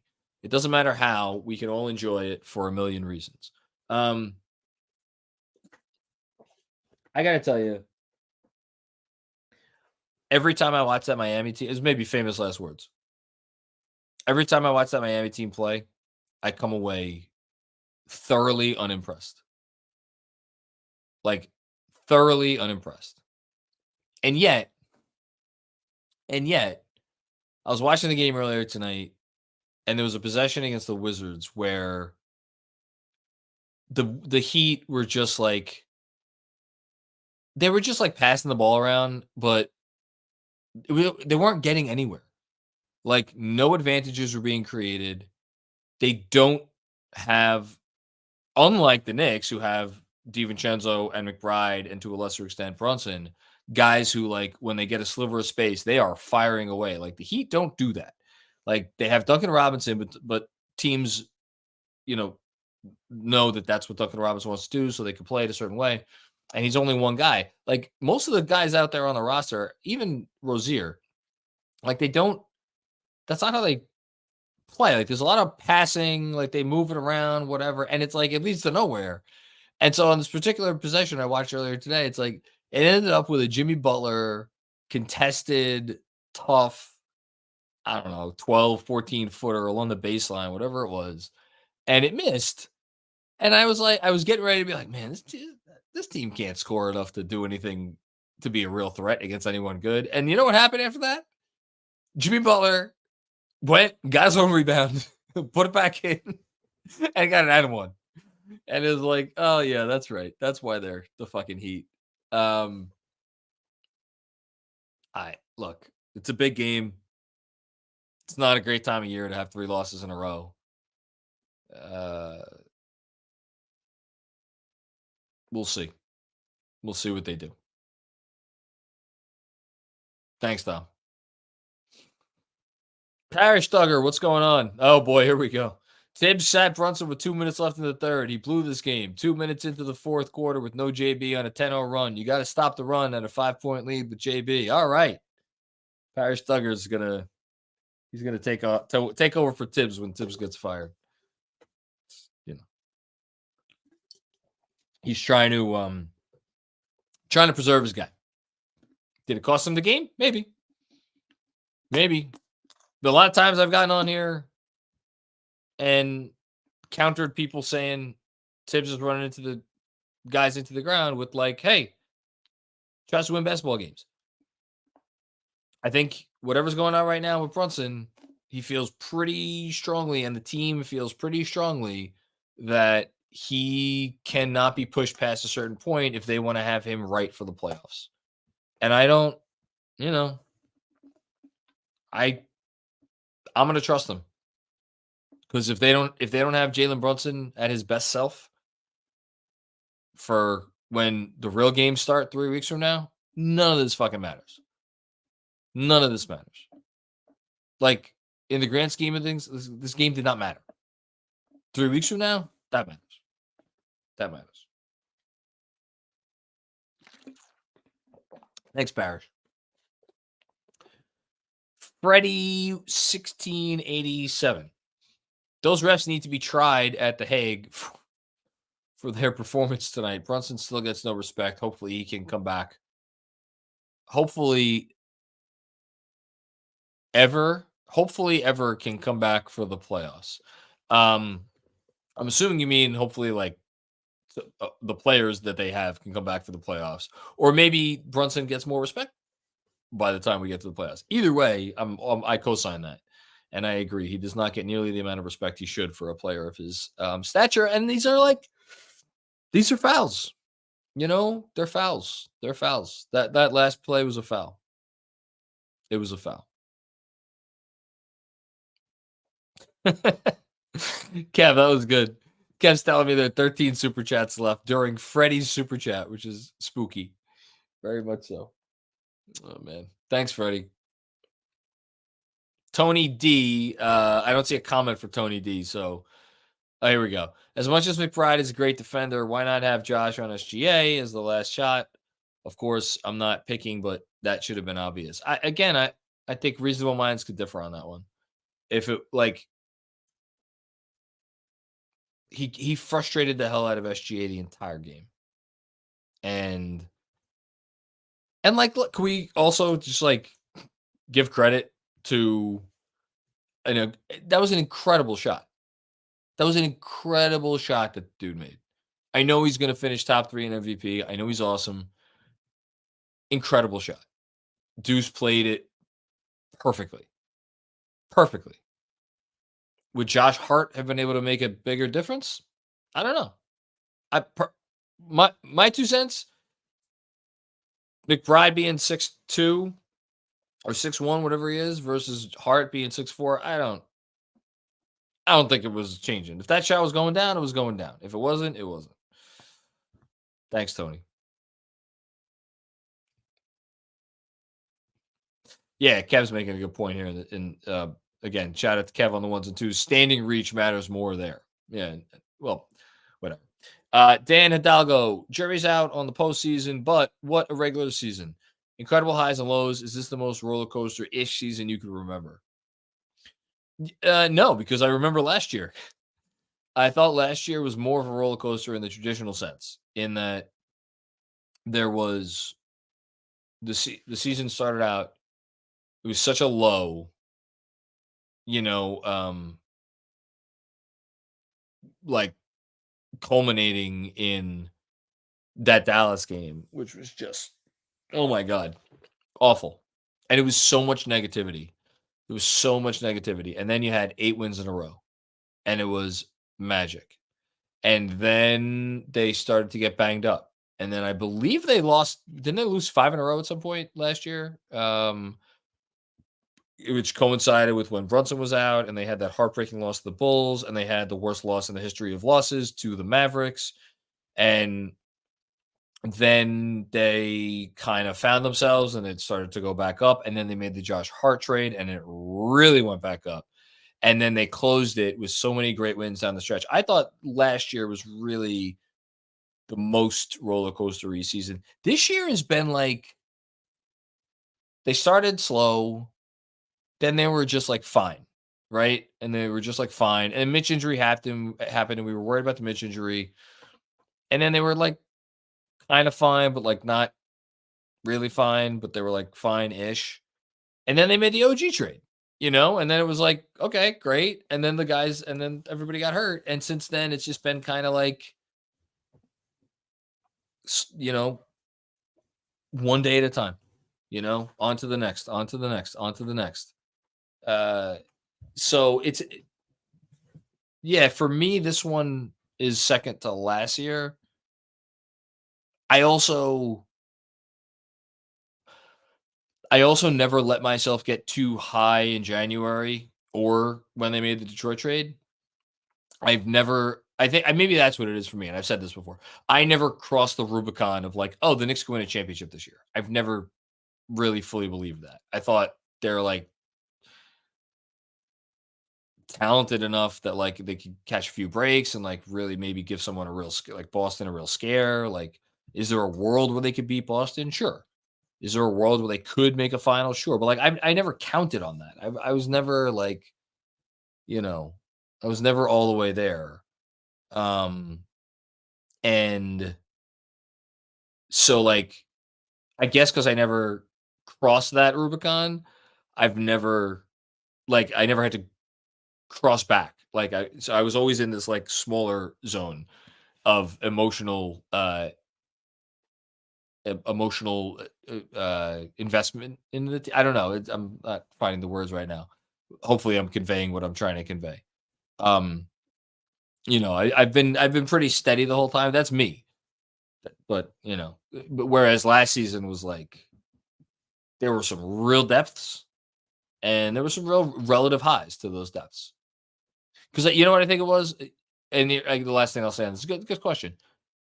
The last season, I thought the stakes were very severe in that I really thought like the coach was going to get fired. I thought the front office, if things went poorly, could like get fired.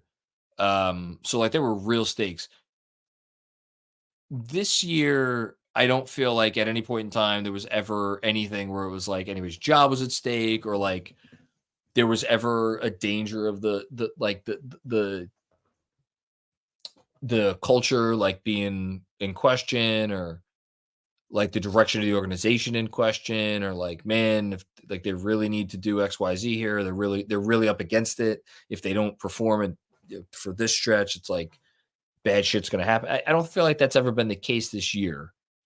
Um, so for me, that has affected how I have emotionally interacted with this season. But again, that's just me. Thanks, Dan. It's a good question. Tony D with another one. How are people criticizing the bench when we have 3 out of our 5 starters out due to the injury? Our lineup starting 5 are supposed to be our role players, bench players. Like, stop it. Well, I mean, I think people are criticizing the guys that are playing because they're playing, and like they made the trade and they made the trade to get guys who could still help you win basketball games, and the guys are not helping you in basketball games right now. That's just all there is to it. And they're not doing their job. Like Burks and Bogey are not doing their job, and I think it is okay to criticize them. I'm not going to sit here and criticize the front office for the trade because I was such a fan of the trade when it happened, and there were other people out there who are not as big of fans, and one of them, Benji Ritholtz, was he's good. He looks prophetic right now because his exact concerns are coming to fruition, which is that Bogdanovich and Burks are older players. They're slower players. This entire team is about fucking tenacity and zip and pop and like gritting and gutting it out. Like that's not Bogdanovich. And to a lesser extent, it's not Burks. And they tried to get those guys for what they are, which is like, hey, they can give us some offensive pop. They could help smooth over the non-Brunson minutes. And their weaknesses have so vastly outshone their strengths that is absurd. And even I was texting Benji like today or yesterday, and he's like, even he didn't think it was going to be this bad. Nobody thought it was going to be this bad, but it's really bad. And so I think it's okay to criticize. Thanks, Tony. Appreciate the contribution. Dom with another one. Thank you so much, Dom. You're. I always say this. You're too much. Ladies and gentlemen, prepare to buckle your seatbelts with 3 home games left in the final 8 games to go. These last 8 are about to be a roller coaster ride to anything between the 3 and the 6 seed. Night all. See you in Miami. I sadly I still think the 6 seed is like they have not wrapped up the top 5 seed yet. That's a big checkpoint. They need to wrap up. I don't want to fall into 6. I would not like that at all. Although, you know what? Honestly, I'm sure there are some people out there, especially with like how Donovan Mitchell has looked. It is 2 games back. Like again, I was trying to watch. I couldn't watch a ton of that Denver game today. I tried to watch it. Like Mitchell was not good. He shot very poorly. He did not shoot well the other night. Like if Mitchell's knee is not right, that's a different Cavs team. With Mitchell, you should fear them. And like, I don't know, is there a world where like Mitchell's not right and so you're facing either a Cavs team that doesn't have a full Mitchell or a Magic team in the 3 seed and maybe all of a sudden the 6 seed's not looking so bad? I don't know. I know I just said earlier on this very show that like we want to avoid the 6. I don't know. Maybe there's a world where that's not the worst thing. I mean, there's just so much that's up in the air right now. All you can do, go out, win the games you can, or try to win every game, and then let the chips fall where they may. Thanks, Tom. Appreciate you, man. Alex, other Alex. Hope OG stuff isn't starting to weigh on them. All Tibs non-answers, which we can just get clarity on what's going on. Like, did they botch the surgery? We're not going to know. I don't think so. I mean, but we wouldn't know. Yeah. And look, in fairness, it's not Tibbs because Tibbs is out there doing what the organization wants him to do. This organization is as tight-lipped as any organization frankly, in professional sports. It does not matter to them if they know that what they're saying is very obviously a bold-faced lie. So again, they have yet to acknowledge that OG Anunoby has like suffered an injury, that he has re-injured something or is like hurt. They continue to call it injury management and they continue to say they need to just let the elbow calm down. That's not Tibbs's fault. Tibbs is doing what the organization wants him to do, which, by the way, and I don't want to go down this road, but like the reason he's the one who's answering the questions is because nobody else in the organization will speak to the media. So it's, whatever. It is what it is. We're not going to get clarity. They're not going to give us clarity. I don't know that I don't really blame them. I know what I just said sounded pretty harsh. I would probably do the same thing. Like, why would you want anybody to know more than you have to? I know it sucks for us. It sucks for the media who just want answers, but like, why would you want to share more than you have to share? If you're the Knicks, keep everybody guessing. Keep the rest of the league guessing. Like, yeah. Thanks, Alex. Andrew Claudio, what's going on, Andrew? How are you, my friend? Great. Now I'm also upset about the 2015 World Series tonight after a banner sports weekend. Thanks, it's your boy John. I will have you know, Andrew Claudio, I watched. I like glanced at the television for probably 5 minutes over the first 8 innings of the Metropolitans game today. I did watch the entire bottom of the ninth inning in its entirety. And I say that tongue in cheek because it felt like it lasted about 47 seconds. Because the Mets obviously didn't get a hit because they haven't been getting many hits at all. But I did watch that, and I heard on the broadcast. This is so for anybody who doesn't know, and I want to make sure I say this out loud because I know Andrew's listening, and I know this is going to just really put a smile on his face. The Mets now in their history have started out at least 0-3 three times or 6 times, but the three of those are the first 3 years as in existence as a franchise when they were the most abjectly horrible thing that you'd ever seen in the world of professional sports, and only now 3 times since then. So since 1964, 3 times have they started 0-3, and this is one of those years. So shout out to the Mets. Thank you, Andrew. Busy with another one. Hello, Busy. John Starks was our best option too, and it didn't work out for us either. Go back and look who Divincenzo was guarding. Him and Deuce could have switched. I would rather have. I would rather have Deuce. I would rather have Deuce. I would rather have Deuce in that spot. I think Deuce earned it. Height difference be damned. I would rather have Deuce in that spot. Just like the mere possibility that like maybe Deuce gets his hand on the ball, like, and before SGA is able to get cleanly into a shooting motion. I just there was so much that went into that game. I cannot, for me. I'll just speak for myself. I will speak for myself and say I am not gonna. There's not 1 ounce of me that is bothered by the decision to put Deuce McBride on SGA there, and it has nothing to do with the fact that like Tibbs made the call and I'm always back in Tibbs. Zero qualms about that. I'm happy he got the opportunity. It didn't work out for us. It sucks. It is what it is. Thanks, Busy. Kevin Danishevsky with another one. Thank you, Kevin. Thank you, everybody, for all the generous contributions tonight and for hanging around and watching. Don't think iHeart is getting enough love in this postgame, considering I think this is the first time anybody has brought up the fact that he played outstanding basketball. He's unreal. Top 10 center in the league, on the bench. Smart dude suggested reroute Bogey for Bruce Brown on trade day. Who was it again? Yeah, no. I mean, look, they wanted him. They wanted Brown, and I think we're seeing why. I'll take the L on that. I was all about Bogey. I was in love with the acquisition. I thought Bogey would fit in here. I thought he was a gamer. I thought he'd been through some playoff wars. Thought that's a guy you wanted on your side. Just hasn't worked out at all. Not even a little bit. As far as iHeart. I mean,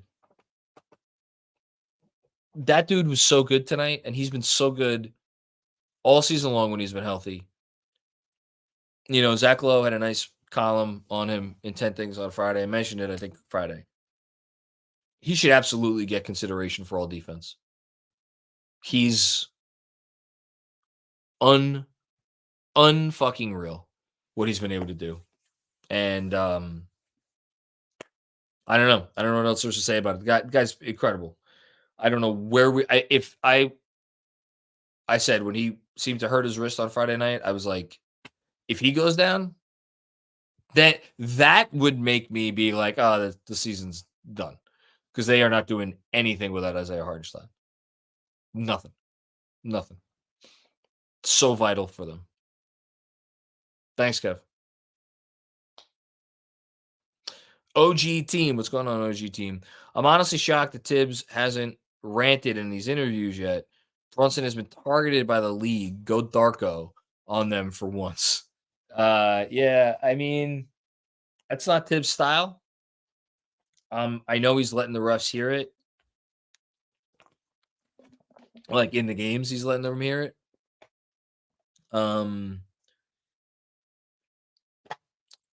Yeah, I mean, well, look, he kind of went there after the San Antonio game, or as close as he's ever going to come to going there. I mean, would it do any good? Maybe. I don't know. I wouldn't mind, but I don't think we're going to get it. But we'll see. Thanks, OG team. Appreciate it. Jason Feldman. I converted to aviation gin based on the same pod. That's so funny, man. That's great. I'm not nearly as much of a gin drinker as I used to be. I used gin. So when I worked a couple lifetimes ago, when I worked full time in the bar business, gin was usually my go-to spirit. Just for like gin and tonics. And like I think I had a few too many gin and tonics during that period of my life, so that I've kind of gravitated away from gin as I've gotten older, and I've actually gone more to like tequila and mezcal now. And I don't know, like whenever I'm out, like I'll usually order a tequila or mezcal based cocktail. Like I don't know what kind it is, but like maybe I'll give aviation gin a try. And I'll try to get back on the gin train. But yeah, it was a fun pod. So I take it you're probably a big picture lover too. So shout out to them. I mean, Sean Fantasy is a Knicks fan, so there you go. Thanks, Jason. Alex with another one. Other Alex, I should say. John, I know it's early to go down this road, but does all the OG injury stuff lead to a stare down in the summer? The Knicks need to protect themselves here. A stare down. I don't even know what that would look like. It's so hard. It's so hard when you consider that there are teams with cap space that if they had a chance to get a player like OG Anunoby would, like, again, look, just okay, all it takes is one. So I know the Paul George stuff is like the smoke is getting a little bigger in regards to Philly. Maybe he's their guy, right? For that cap space. Let's say he's not. And let's say you're Daryl Morey. And let's say you got Joel Embiid, who, I mean, everybody to each their own. I believe that dude would absolutely ask out or push his way out if he didn't feel like they were giving him the best chance to win. So let's say Paul George resigns in LA or does whatever the fuck Paul George is going to do. And he's sitting there and Morey's sitting there with all this money. Like, you tell me he wouldn't throw a max offer at OG Anunoby? I'll give you one more. You're Detroit. You are the laughingstock of professional sports, right? Doesn't matter that, like, I don't know that OG Anunoby necessarily, like, fits. I mean, he fits any roster, but, like, maybe he doesn't fit perfectly in terms of, like, what their needs are. But again, that's never stopped them before. This is the team that has signed 18 centers in free agency. You know, they have max cap space. So you're telling me they wouldn't throw a max offer, or a max? It's not an offer sheet, but you go like try to sign OG Anunoby, offer him the max.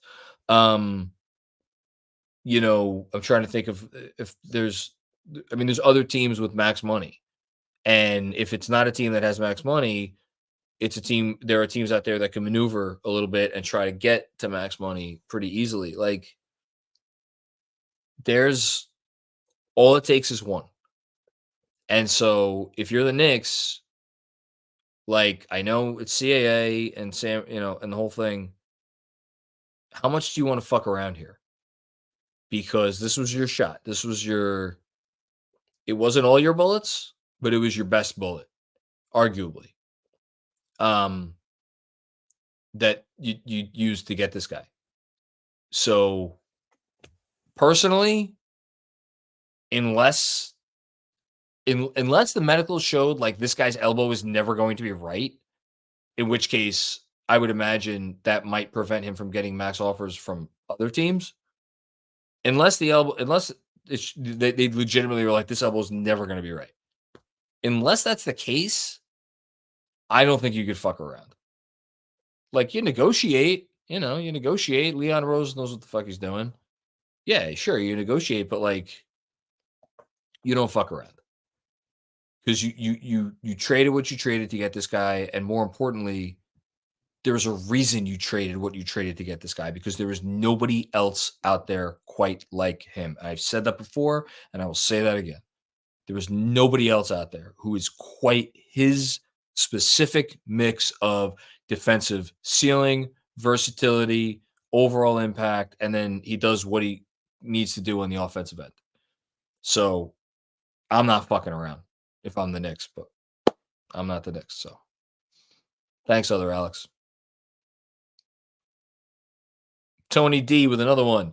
My point about the bench contribution isn't even the trade. It's just that we're not healthy. So we have bench players playing 40 minutes. Yeah, I mean, so I'm confused because you're saying why are people criticizing the bench? And I think what this comment is saying is more like our quote unquote bench players, the guys who should be bench players, are starting and playing 40 minutes, right? Because it's McBride and it's Josh Hart.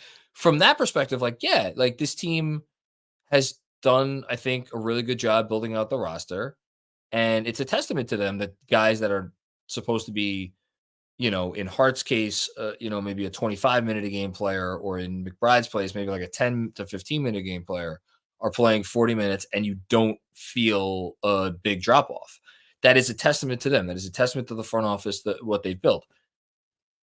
The reality is they also made this trade to get in guys who are supposed to help bridge the gap for when Anunoby and Randall get back, and that has not worked. And that does warrant legitimate criticism. So I think that's more. I get what you're saying. Like again, like Leon Rose should absolutely be in the running for executive of the year, like for real, top 3 vote getter, if not winner, because of everything he's done. But like, this has not worked out well, this specific trade, and they are hurting because of it. So that's it. Thank you, Tony. Chris Carter, what's going on, Chris? How are you, my man? Elbow Man is going to miss 20 to 30 games every year, and the Knicks have no choice but to give him $200 million. Well, not a year, thankfully. Not great. I'll just, again, I'm going to speak for myself. If you told me that OG Anunoby over the course of his contract was going to play an average of 55 games a season for the entirety of the rest of his contract, he's going to play an average of 55 games a year. But during those 55 games, he was going to play at the level that we saw in January, and it was going to cost me $40 million, or maybe not 40. It was going to cost us, you know what? Actually, fuck it. It was going to cost me $40 million a year for that. It's not great. It's not perfect. It's not ideal. Would I sign for that right now? I would think about it, assuming he's going to be healthy for the playoffs in all 5 of those seasons, or like 4 out of 5 of those seasons. I think about it. I think long and hard about signing for that right now. Um, because I trust in the front office. I trust in their ability to, the Detroit trade notwithstanding, make moves to give this team real depth and sustain the loss of a guy like Anunoby if he's banged up every year. You know, so we'll see. Thanks, Chris. Busy with another one. Man, some of these super chatters are going to turn me into a Tibs defender. Nah, never gonna happen.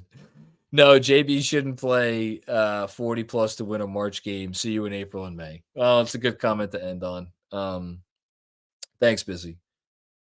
Yeah, look, it's appropriate that you're the last one because we go back and forth a lot, and we disagree on a lot of things.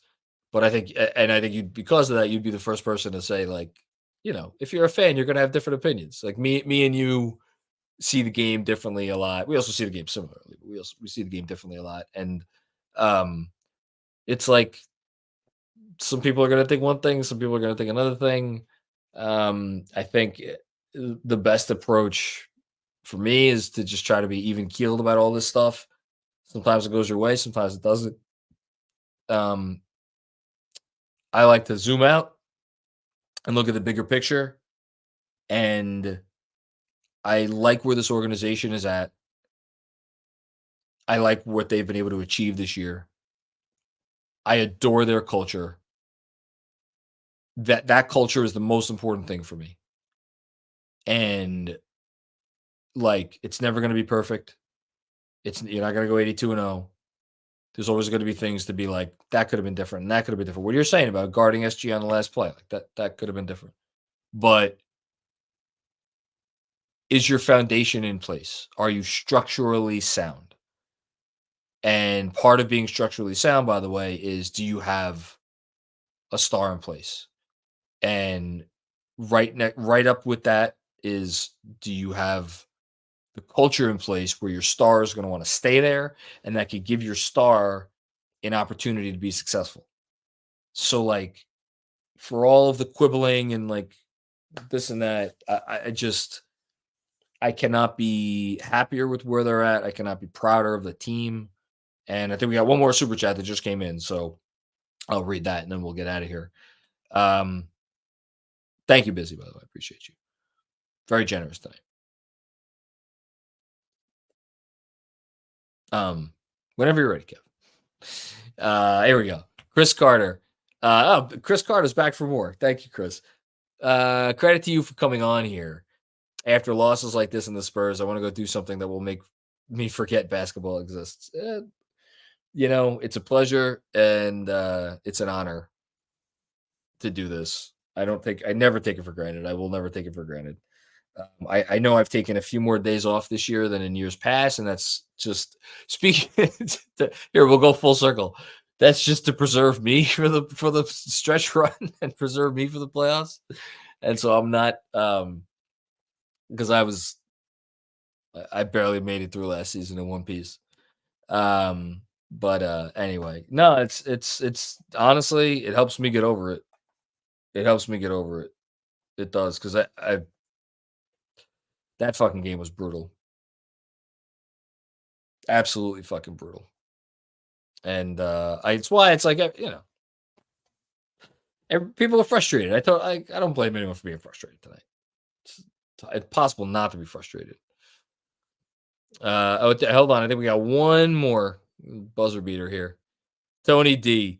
Has Grimes contributed to one win this season because Bogey has at least 2 wins? That's fair. You know what? I'll give you. Well, no, it's not fair because Grimes has contributed to wins for the Knicks. I actually thought at first you were saying, has he contributed to wins for the Pistons? I don't think he's contributed to wins for the Pistons. Although you could say the game they played us should have been a win. He contributed to that. Did he contribute to wins for the Knicks? Absolutely, he did. maybe he wasn't number one with a bullet, but like, here, I'll go look real quick on I have my stars of the game spreadsheet that I keep. And Grimes this season got a star of the game in well, he got 5, 6, 7. He got 8 total stars of the game before he got traded with unless I'm misreading this. 1, 2, 3, 4, 5, 6, 7, 8, 9. He got 9 times he got stars of the game plus an honorable mention. So 10 times, at least in my very humble estimation, I thought Quentin Grimes was one of the 3 best players in the game for the Knicks. Now, they weren't all wins. Quite a few of those were losses, but like Grimes was a helpful player. But has Bogey contributed to wins? Absolutely. I don't think they win the Philly game right out of the All-Star break without him. And there's probably another game you could point to. I think there is another game to point to. So that's fair. All right. All right. That's it. We're done. We went 2 hours tonight, which I wasn't sure. It's Easter. It's a Sunday. Not everybody has off tomorrow. But thanks for staying with me. This fucking game. So yeah, like the video, subscribe to the Knicks Film School YouTube channel, please. If you are listening to this on the podcast, feel free to give it a 5-star rating and a review. Be back with more fun and games soon. I know we're doing a town hall this week. I think on Wednesday. Miami coming up on Tuesday. And I'm recording with Jeremy tomorrow. Or Monday, I should say, which is in 10 minutes. So look out for that. Lots of good stuff coming up, and we will be back with you soon. Peace out.